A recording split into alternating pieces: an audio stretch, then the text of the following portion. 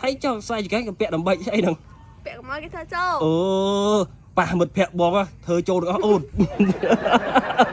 còn tha lai sai cái sai đây ấy còn tha lai cho bạn trong Âu chỉ bạn sai giấy mai cái thơ châu đây cho gì chắc á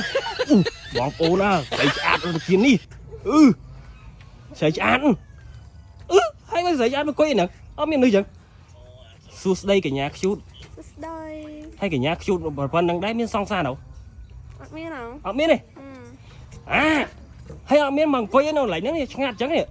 ơi ập song xa ấy nè bụng ngạt bằng bằng này quay ở cô bằng miền cô đấy hay là anh mà thầy ấy ổn mày tiết đấy bán việc mày mày bóng mà lực bạch con cha ổn bắt ta làm plat rất đau mà thầy ấy kê nữa bom lực bạch con cha ổn con mẹ mong con mẹ bán mẹ đấy ôn sấy ta bạn ôn sấy ta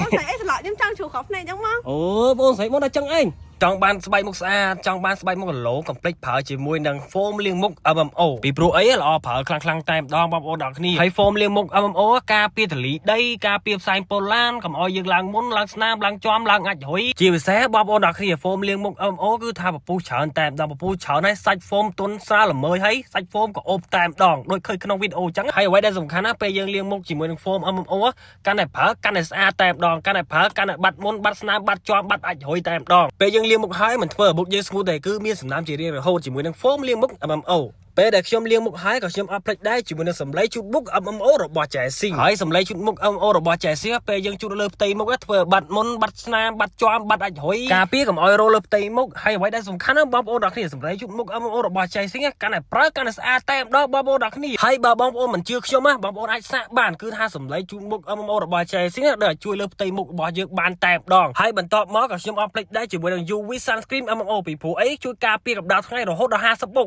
ពេលយើងលាបលើផ្ទៃមុខគឺថាចូលផ្លុកតែម្ដងហើយ UV sunscreen មិនត្រឹមតែជួយការពារកម្ដៅថ្ងៃទេគឺថាជួយការពារកុំឲ្យមុខយើងឡើងមុន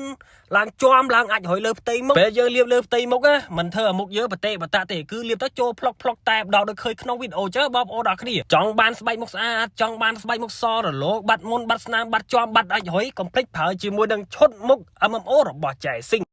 ហើយở đâyស្អាតចឹងបាត់ប្តីមិនតិចអត់បានទេដើរមកឃើញគេខានបានទេបែរចង់ដូរឆ្នាំងមែនបើចង់ដូរឆ្នាំងបានដូរឆ្នាំងស្អីគេដូរឆ្នាំងអូន